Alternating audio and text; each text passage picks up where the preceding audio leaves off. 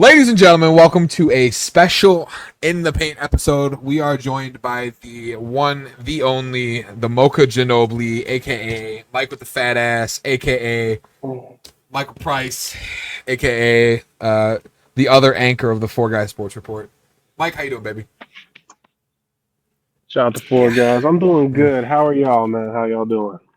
Gage is on cloud nine. I'm a little wine tipsy, and we just got done recording this week's episode of our comeback. So we're good. I think we're good, and we're very excited because tonight, which this episode is airing on Wednesday, so tonight is a big deal for NBA fans.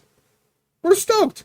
We're very excited. Tonight is the NBA draft, which seemingly every single year the number one pick is already assumed, and it starts at number two. Very similar to this year. So, Mike, you said you wanted to go and talk about players that we all like. I want to hear from you first. Tell me somebody who you're super excited about that you think might go higher, or somebody that you're stoked about that might go lower. So, one person that I'm really like, it's been really interesting this week just because he's been turning down all these workouts and it seems like he's trying to angle away from the Sixers at three is Ace Bailey. Yep. He's very polarizing. I think it's gotten to the point where he's underrated because everybody thinks he's overrated, one of those guys. Like, he still has the raw talent. Like, his problem was, I'm gonna go to college, like I'm projected top three. He was top two.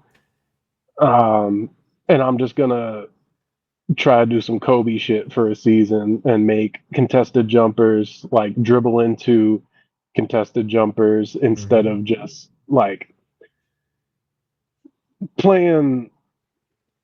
Like, Rutgers didn't have much talent outside of him and Dylan Harper, but at the same time, like, there's no reason a team like that shouldn't, like, a team with two, I think, guaranteed top five picks should make the tournament. And I mean, here we are. And I think a lot of that is the blame on him, along with, I mean, again, it's Rutgers.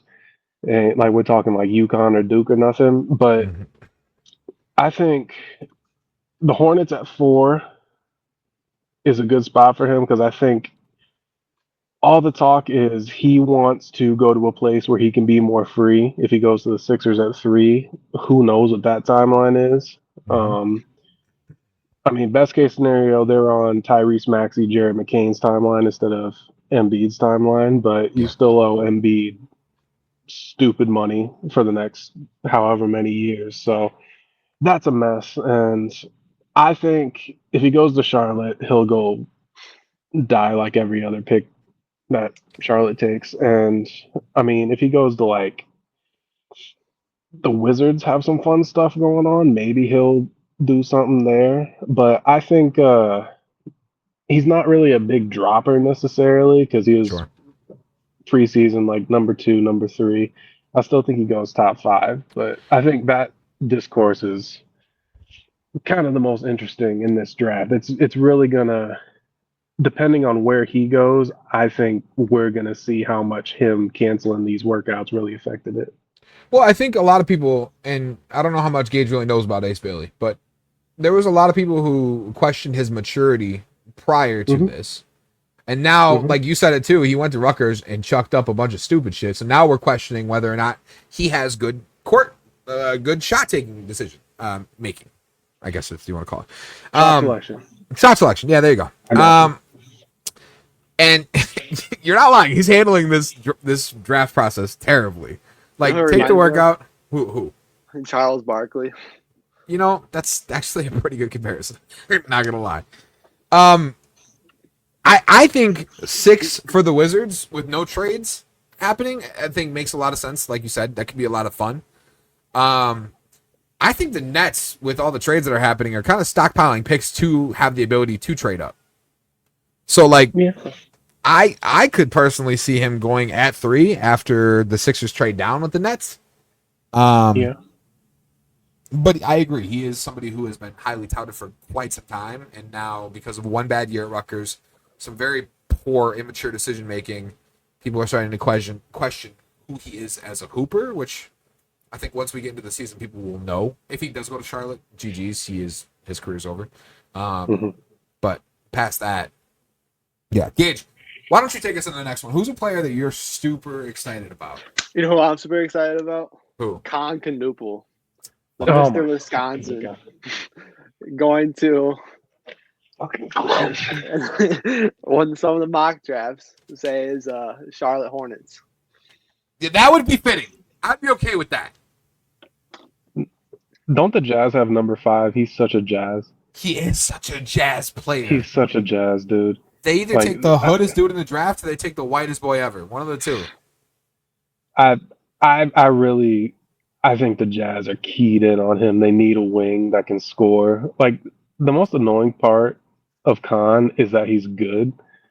Like, so we have the thing with the Duke white guy who Yep. everybody hates, and Yep. everybody thought it would be Cooper Flag, Nope. but Coop's actually like nice. And it just fell into Khan's lap. Now he's the one that like he's the new Christian Leitner, JJ Redick type, and it's just like I think God, it's Calvin has a annoying that story that guy- about this. I do have a story about Constantinople. I went to a Bucks game, right? Mind you, me and a buddy, a very good friend of mine, who he's been on the pod. His episode's airing next week. We went to a Bucks game, we went to the Wisconsin State Championship game last year. Not the Wisconsin, but like in the Kohl Center, they have all Division 5, 4, 3, 2, 1, all the semifinals and finals games in the Kohl Center. We went to that for the 2-day event. We watched Constantinople. I was like, man, he's good. He's got potential. He's got size. He's strong. He can knock down the 3 ball with great consistency. Like, he's going to be a good player, right? Wherever he goes. He goes to Duke. I'm like, all right, makes sense. I see him at a Milwaukee Bucks game after the season. Okay?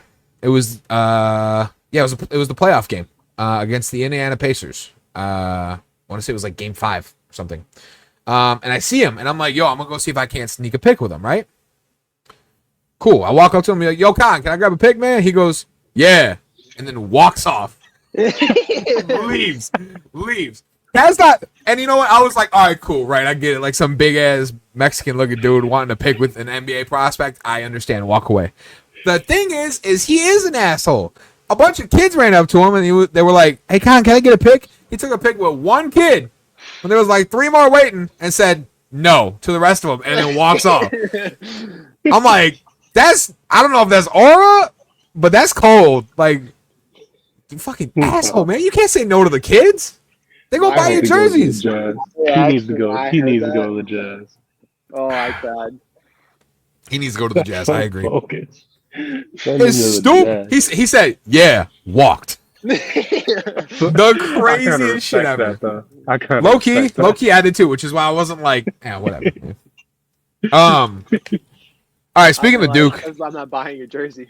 I would, bro. I was so bought in on Con, and I still am. I think Con Canuple's going to be that guy who's like the best option off of a bench for a championship winning team. You know what I mean? Yeah. He's Like gonna have like a he's 15-year career. He's a TJ McConnell. He's an Alex Caruso type. Like he can do a lot of things well, but he's not like an all-star starter. He's not like the best player in the world. You know what I mean? No, he's just a good third scoring option. Yeah. And especially if like I could see him winning a couple 6-man of the year. Yeah. I could see that somewhere in his career. Maybe he goes to Utah. He's starting though. So good night. I think Charlotte. I think he's starting too. Yeah. Basically, a If lot of you- places he goes, he's starting. If you go to Charlotte, you're starting, Gage. There you. Congrats, Gage. You're a starter in the NBA now. Me and LaMelo Ball. Yeah. Pick Perhaps and roll's he's- nasty. Yeah, till he How mu- sprains his ankle. How much Duke did you watch this year, Mike? I mean, mostly highlights. I try to watch some live college games, but only the big ones. And I mean, I fell off watching. Mostly, I was watching it for Cooper, and going back to Con, it was just like he kept popping up. Like, he's good too. And then I saw him mocked like late lottery. Now he's rising like crazy in the workouts. So It seems like Duke are going to have 3 players drafted in the top 10 this year. Number 1, You obviously, think being Coop. Proctor? Oh, no. I think Yeah. I can't pronounce his name. Malalak. Malawak. Yep. Malawak? Is that how you pronounce it? Yep, Cayman Kama- Malawak. So, Cayman Malawak. That sounds bad. so All right. my thing with him, in a lot of mocks, he's falling out of the top 10. Mm, I think he is the best big man in the draft. by far, in my opinion. And if he falls past, is Brooklyn at 8? Is that where they are? Brooklyn is at 8.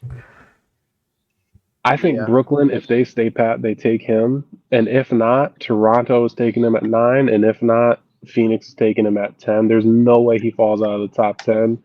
And I mean, it's kind of like a no-brainer pick where it's like every team could use a big man with that wingspan at that size with that kind of wiggle. Like he's the prototypical NBA big man nowadays. He's a lob threading blocking post machine. Like that's literally what he is. Like if you had to create a 2K archetype for him, Mm-hmm. like that's what he would be described as. If this man falls past 9, I don't care what I gotta do for Rob Pelinka. I don't care who I gotta call. I don't care what I gotta do. The Lakers should trade up and draft this man because I think you're right. I think this is the best big man in the draft. I think he's NBA ready on the defensive side. Sure, on the offense he has some things probably to learn, but I think you could plug him into any team right now, and he would be probably the best defending big man on their team, except for a couple instances. He is a freak athlete who has incredible length, who can block shots at lengths that are not normal for most people at his age. Like blocking the basketball is a little bit of an art, and obviously he didn't do the greatest at Duke at blocking, but we know if it comes down to it and he has the right mentors, he has the right coaching staff, this man could be a machine. Mhm. For any team. I agree with you 100%. I don't think he makes it past 10. If he does, people need to get on the phones and trade up, especially if they're serious about wanting to win an NBA championship. Teams that need a center, that have a brand new superstar who they want to keep happy. You know the funny? This is kind of related to the trades today too. Do you know where you guys would have picked if you had your pick? Oh God, who did we trade our pick to? No, So I that's what I don't. was going to go. Wait. Yes, I do. Hang on, I had it written down in my notes here. I forgot it though.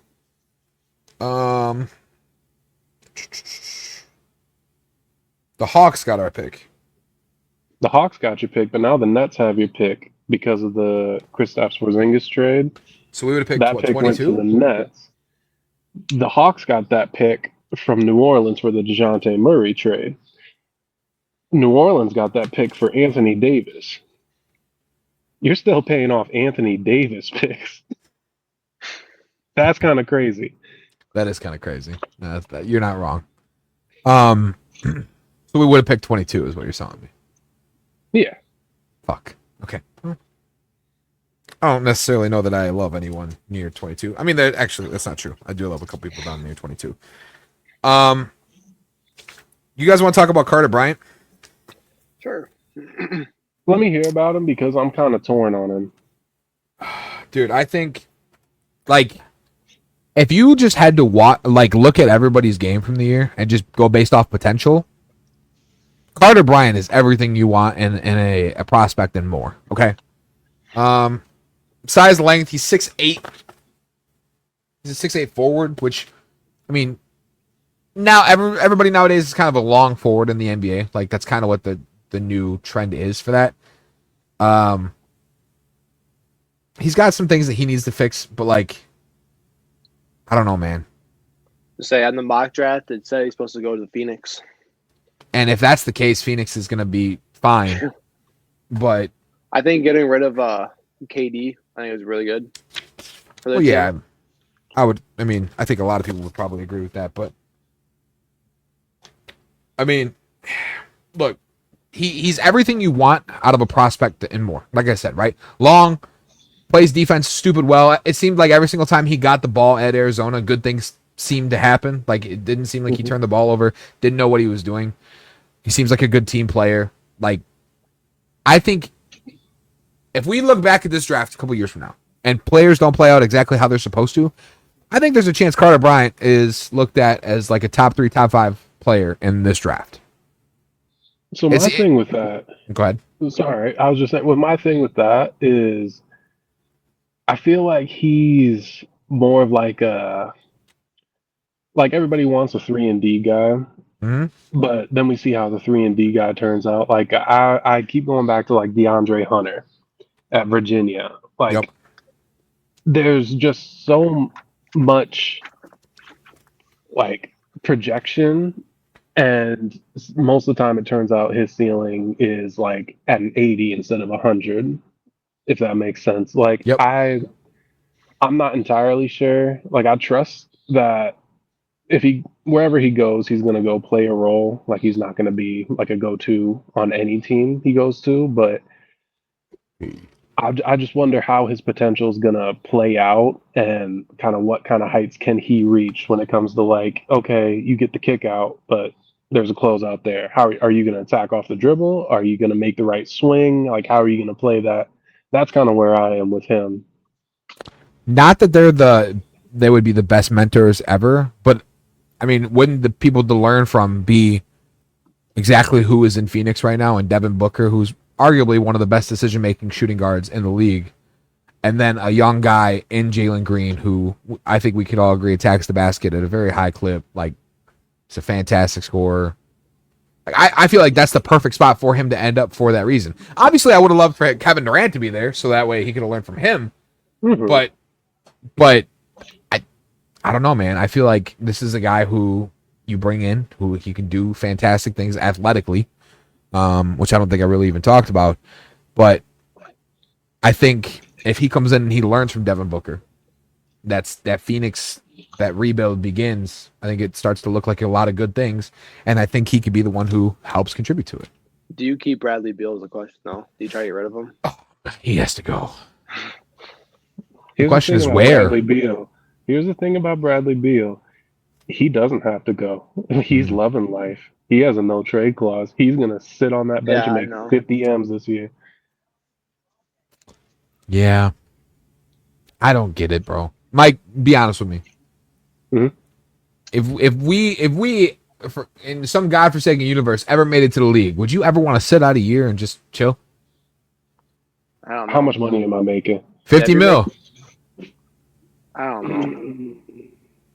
I don't want to be that guy. Like I'm not like worried about people judging me, but like at the same time, I want to hoop. Yeah, they can't get rid of you though, so like you don't have to. Yeah, they can trade me somewhere. Just send you home. You can hoop in your backyard with 50 million. That's kind of how I'm looking at it. That sounds like a sweet gig to me. I don't know.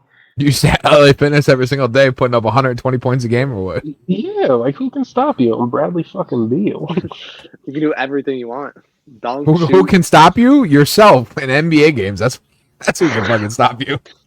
hmm All right, Mike, give me another prospect that you're high on or low on or whatever you want to talk. So there's a weird glut after 10. Like I think 8, 9, 10 is where the big man run is going to start. Yep. And it's a lot of power forwards. I'm really high on Thomas Sorbear out of Georgetown. He's mocked like just outside the lottery right now, but right in front of him are I keep calling him Connor, Colin Murray Boyles and Asa Newell. I think it's kind of like, which one do you want? Do you want the more rangy guy who's more of a vertical threat, or do you want Murray Boyles, who's more of a kind of do everything athlete? So I think that's going to be interesting. But I'm really high on Sorbear, and I do want to talk about Asenge. I Okay. can't remember. I just remember I was doing a lot of scouting for my Bulls at 12, obviously. And That's if we don't go with a big man because we're 100% trading Vucevic this year, um, we're gonna go for another athletic wing because that's what our GM likes. And Asenge is a project, but he is rangy. He has a kind of funky three ball. It's not that consistent. What the hell? Neighbor's dog. Okay, that dog hates Asenge. Um, he's French. Leave him alone. Oh, okay. Uh, But yeah, so that's someone that I'm really interested in. He's kind of like if you remember, Tijuan Salon went really high to the Hornets last year. He's kind of that type, and I mean, I'd be really interested in seeing what he turns into because he has immeasurables, and I mean, he plays with a little bit of dog in him too. Like he's shouting every time he dunks the ball. He's dunking it powerful. He's attacking off the dribble a little bit. Yeah, I love that. So I mean, if we don't go big man, like speaking for the Bulls here, I wouldn't be mad at Senge at all. It's a little high at 12, but I could see him being a late lottery. Him and Sorbear. Sorbear is just kind of a big man who long wingspan. I think he's like 6'11". So that's kind of where I'm looking as a Bulls fan. But Yeah, I'll write Asenge that is down. nice. My charger. Asenge is nice. I like Asenge. What the hell was that picture? Hold on, let's bring this back. oh What my the f- god, Okay, all right. Anyways, that was wild. we're off the rails. All right, Asenge is nice. I just don't think the Bulls can afford to do another project. And honestly, like we need to have a whole episode where you and me just kind of sit down and talk about lottery hell because that's where y'all have been for forever, it seems, and most teams end up being there. Not to But cut you off, but it's more play in hell, and it's us, the Hawks, and the Heat, and we just take turns beating each other in the play in. But go on. prior to that, it was lottery hell. It was low end Yes. lottery hell. Seventh pick every year. Let's go. 7th pick every year. Asenge is nice. Like I said, I don't think you guys can afford to do another project. Talk to me about Danny Wolf, my man, Danny Oh Wolf. my god, Danny. You want to Wolf. know about? I don't. You want to know what the player comp for Danny Wolf is, Mike Gage? You're gonna tell me like Jokic or something. No, everything I've seen so far, the best one I've seen, and I thought you would love this, Mike, was a saucy Frank Kaminsky. Oh man, Where's Chicago's Frank? own. A saucy Frank Kaminsky. I think Frank's in Israel or some. He is. He's Yeah, overseas. yeah. That's a good comp. A Saucy Frank Kaminsky. a saucy. So the I thing saw. Oh man, So it's what so I'll say good. about Danny Wolf. Also, is my camera still on? Yeah. Yeah. Oh, okay. Just making sure.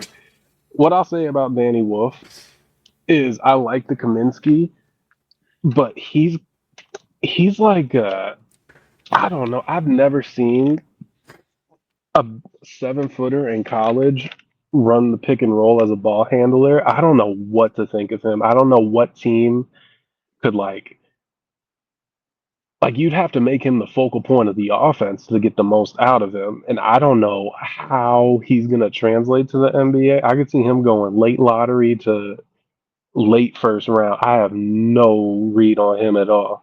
My favorite mock draft that I've seen this far with Danny Wolf has been him to the Wizards, which I think would be so fun.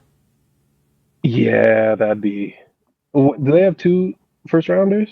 I believe they have, if I'm not mistaken, they have 6 and 18. I was gonna say I know they had one really high one.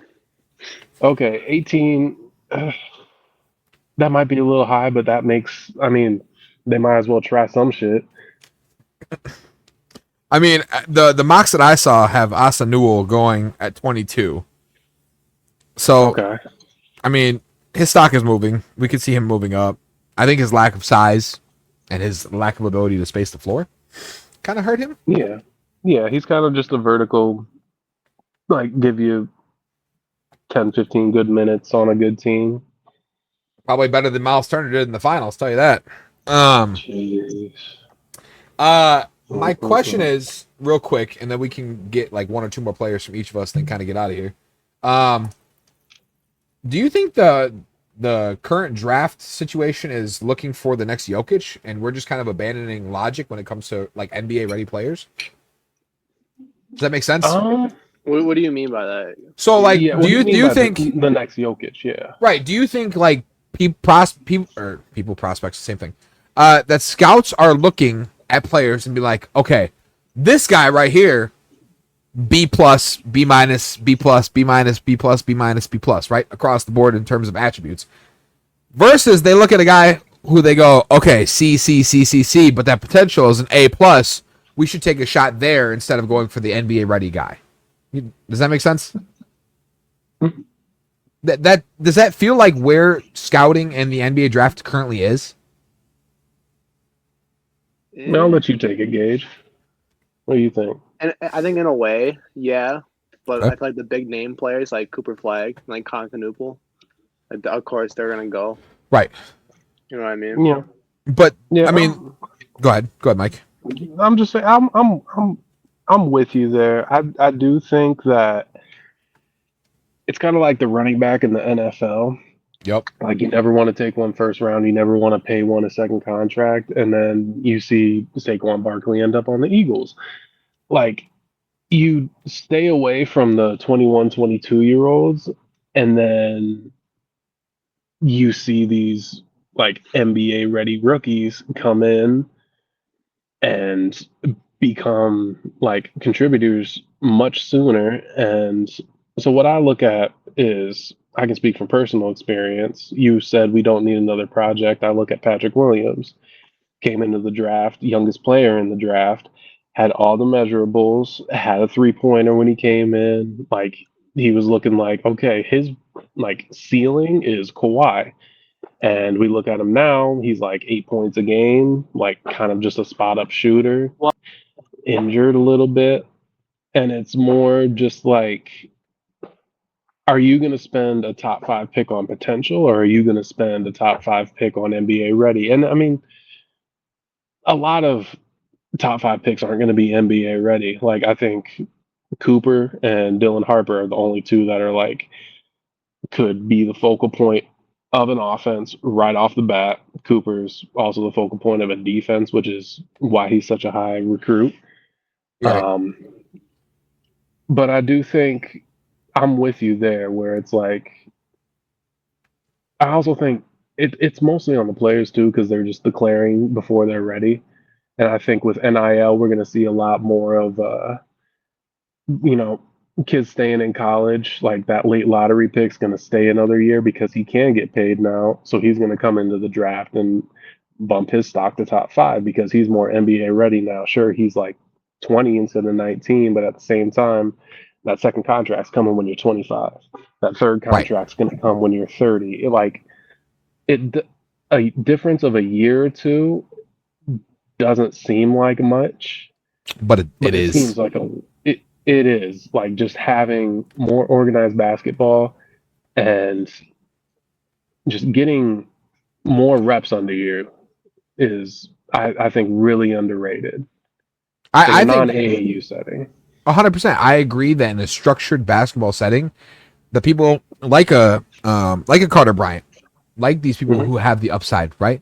I feel like that would be so valuable for them. We don't need you to be 18 coming into the league. Right. It's bad for the league for you to come in at 18 because if you don't pan out by 20, we give up on you. Yeah. I'd rather you come in at 20. We're like, okay, maybe he needs a year to adjust. Comes in at 21, drops 13 a game, and we're like, okay, this guy's an NBA player. Like we're here. I feel like we're getting to the point where now we're going to start taking so many 18-year-olds because they're like, oh, I'm ready for the league, when they're really not yet. That we're going to pass up on NBA ready players, and the product is going to hurt. Mm-hmm. So I don't know. Yeah. Personally and speaking. I mean, it's no. Go ahead. Go ahead. I was just saying, like, you get an 18-year-old in the league, you say, okay, but wait till he's 21. When he's 21, now you're extending the qualifying offer because you don't know if Jonathan Kuminga is a good player or not because you've made him your 8th man and you don't know what his potential is because you just took a swing on potential and now it's time to pay him. He's going to ask for a lot because, hey, I was like a top pick. We don't know if you're good, and he could be good and he could be ass, but we just don't know because you wasted his entire rookie contract either having him behind somebody or not developing him, or he's developing but not getting a chance to show. And it's just like, if you're in a position as like a pseudo contender, obviously you're going to take the more NBA ready guy, but I don't know. I feel like we're wasting a lot of people's time taking these 18-year-olds and not giving them the proper like time that they deserve if you're taking them top 5 or whatever. 100% agree. So like people like I'm spacing his name, but the guy the Wizards took last year from France. Sorry. Yeah. I feel like he's a player, and I don't think this is a crazy statement. You should send him to the G League. He is now on your team. You know he's going to be an NBA ready. He's going to be an NBA player for you. Send him to the G League. Let him get reps against people who are like equal skill level now, so he can start to learn from quality coaches. Matter of fact, I think that NBA teams need to invest more into their G League coaching staff, almost more than they do to their NBA coaching staff. Because that's where you should be sending the players who you need to help produce for the next era. But like, I have a question of that though. Go ahead. So like, what if your player is too good? Like he's averaging 40 in the G League. Like, what do you do with that situation now? Like he's Then I too think he, good to be in then the I G think League, then I but- think he's ready. Like, okay, let's have like, this with conversation Bronny super quick. James, Right. too. I was just gonna say Bronny James. I think Bronny James is an NBA ready player. Do I think he's a starter? No. But I think he's ready to start playing NBA minutes to start to learn how to play the game properly against higher level competition. I think he's better than the G League. I don't think he's better than the NBA. So he's in that in-between spot where you're kind of sitting there like, okay, show me whether or not you can actually play the game of basketball or not. Like, show me against the highest level of competition if you're capable of hanging around. And that's what we need to get back to, is the NBA needs to have those reality checks where we know, where we can put a guy out there for 20, 30 minutes, say, hey, go ahead. I think Bronny's proven it, but that's the example that I think we're all kind of leaning towards, right? Like Bronny, in my opinion, has proved it. He had games where we put him out there, and he's a rookie. He's obviously like still rehabilitating himself from what he used to be. But like I think we need to bring people down to the level that they're at and let them start to build and then get to the NBA readiness. Like we talked about this recently, Gage. I'm a huge soccer nerd a little bit. I don't really talk about it that much. But like they keep youth prospects on lower level teams until they're ready to play at the high level for a reason. They don't just bring out youth prospects and be like, oh, this kid's going to be a baller one day. But right now he's 16 and he's okay, but we're going to throw him out there against like high level teams. They don't do that. They produce their players. They take time to create that confidence, that arsenal, if you will, like the skill ability, the maturity that is required to play at a certain level. So, I mean, that's the difference.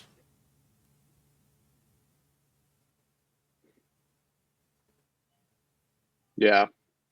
Cool. I think that there should be like another league then. Do I think there should be another Like- league? Like, do you think we have the G League and then have like a D League? You're talking Yeah, like let's get more baseball players. now.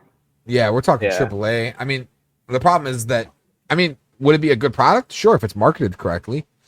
But it's a lot of investment and not a lot of payoff. Baseball is different because it takes years for people will start hitting their prime at like 27 versus Yeah. like coming into the league at 18 and being So able do you to think produce. just one, like the G League is fine? I think the G League's fine. Mhm. Okay. Gage, do you have any other players in particular you want to talk about before we I have one last segment to get into with Mike here. Is there any other player you want us to talk on?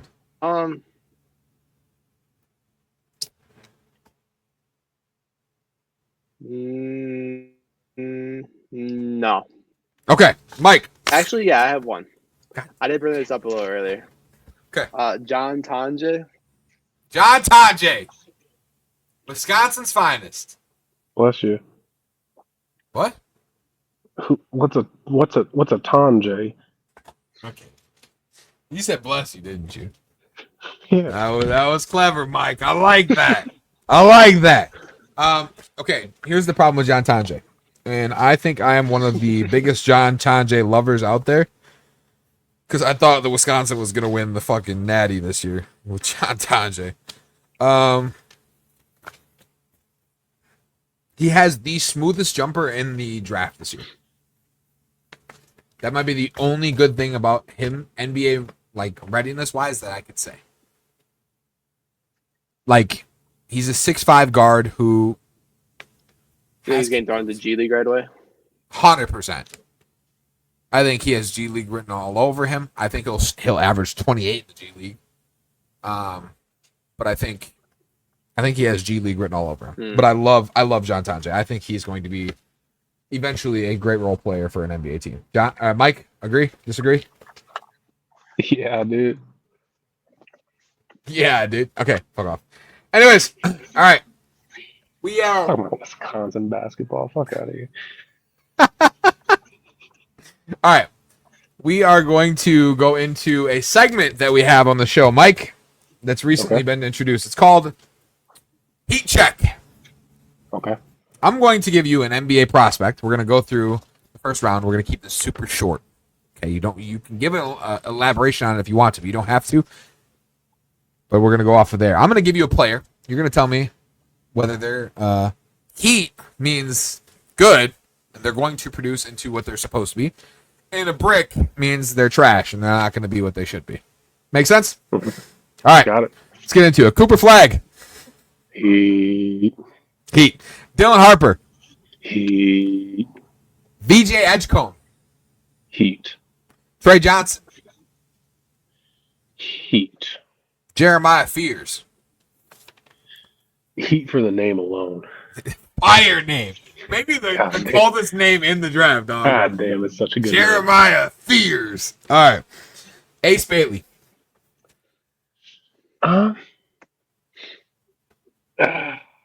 It's team dependent. I'm gonna say brick. Cayman Mulak. Heat. Hey. Con Canoopel.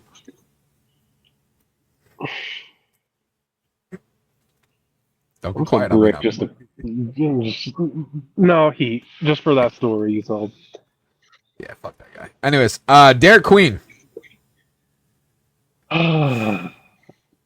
Heat.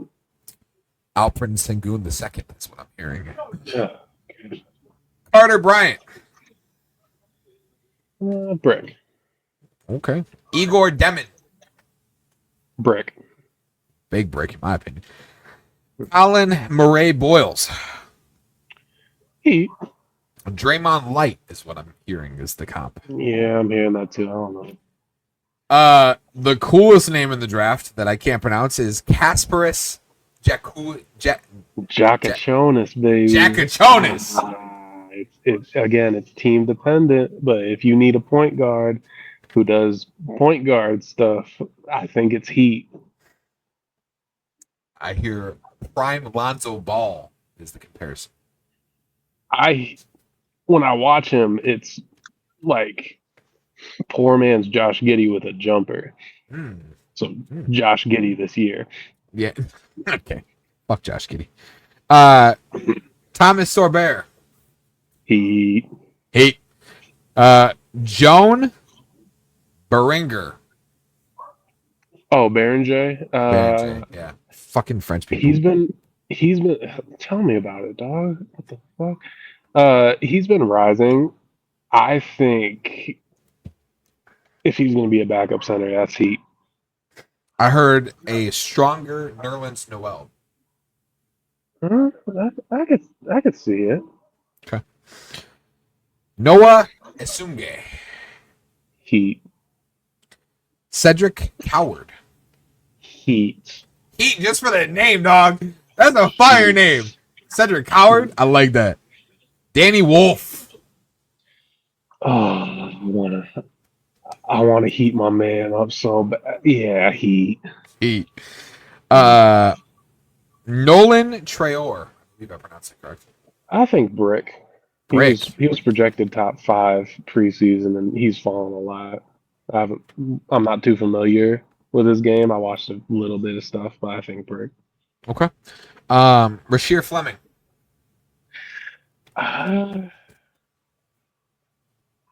Brick. Ooh, a bouncy Markieff Morris is the player comp. Yeah, I don't know. He's a tweener. I don't know. Nikki Clifford. Oh, Neat Clifford? He's gonna be Heat. I've been messing that dude's name up all day. Your Wisconsin is showing with Nikki. I've been messing that dude's name up all day. Asa Newell. I think Brick. Really? I think so. I think he's gonna struggle to find a role. I mean, if he gets on a good team, I think it'll be better for him. But yeah, if he goes to a team that needs him to produce right away, it's not going to be good. It's projected to go number 22 in the Lakers slot. Mm. Liam McNeely. Sneaky Heat. Sneaky Heat. Dan Marley comp. Yeah, I Kind of like it. that. Kind of like it. Walter Clayton Jr.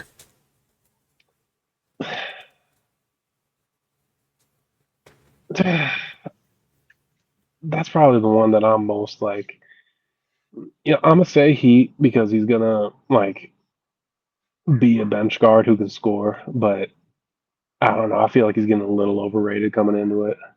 Fair enough. Jace Richardson. Brick. He's not tall enough for what he does. 6'2". Yeah. I'm sorry, 6.5. 6'1.5" barefoot. Sadly. Yeah. Hey, inches matter, okay? Okay, Gitch. Anyways, Hanson Yang. Oh, this guy. I think Heat. I hear Mark Gasol comparisons. Yeah, he's another weird one. They're all weird this year. Will Riley. Brick. Taller Reggie Bullock is the comp I'm getting. Yeah, yeah, he might produce for somebody, but I'm gonna say Brick. Okay. Hugo Gonzalez. I think I watched a little bit of him like a couple weeks ago, and I was reading up on him a little bit. I think I kind of like him. You love these overseas players all of a sudden, Mike. Yeah, I do. They sneak up on me. They do. That they do. Most of them are. Never mind. Ryan Kalkbrenner. And I think he's going to be a riser in the draft. I think he's going like mid first round. Another guy I'd be happy with my Lakers moving up for, to be honest with you. Mm-hmm. Drake Powell. Brick. Okay. I got two more for you, and then we're out of here, Mike. Okay. I got Ben Saraf. Not familiar. Israel. Crafty and fun to watch. Playmaker through and through. Not a super quick athlete, but plays with good change of pace, can really handle the rock, and has a knack for hitting tough shots from difficult angles. The reason I brought this one up is because his player comp is a G League Manu Ginobili. All right. I mean, you can shoot from Manu, but there's also Milos Teodosic you could compare him to. Like, I had to sneak in the Manu. I'm sorry. And then since you love your French people so much, Noah Penda. that's one Frenchie I didn't get to. I like his But- name because you could nickname him Noah Pendability because you can't depend on him. You No. know what I mean? You know what I mean, Mike? agree. I know you like Can bad I- jokes. Can I throw out one for you? Absolutely. He's a second rounder. He's 7'4". Australian Rocco Zakarski. Rocco Zakarski. I like that name. That's tough. Look up a little Rocco Zakarski. He's mocked to the Bulls in a lot of second round drafts. I mean, second round is kind of a crapshoot, but Sure. I mean, 7'4" named Rocco. I mean, come on, Yeah. now. Australian, come on now. Love those But- Australian 7'4" footers. hmm Mike, it's been a pleasure. I'm thinking we're going to see you on next week for free agency. Is there anything you would like to plug or say to the people before we get out of here? I don't really got anything to plug, I don't think, but I will say to the people that make sure you share this podcast with your friends and like and subscribe. Yes. Is that how that's you- Yep. Okay. That's how you do it. I know it's been a while for you. Yeah. But Okay. Repost it to your MySpace.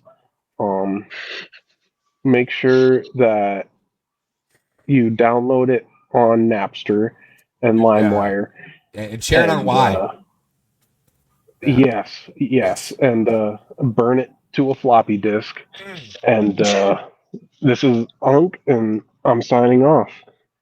Ladies and gentlemen, this has been the In the Paint podcast. Mike, you have to say the outro since you're our guest here. We like to say, make sure you stay in the paint. Oh my gosh. What the fuck was All that? right, hit the line, Mike. Hit the line. Make sure Hold you on. stay in the paint. Make sure Gage is okay first. What the fuck was that?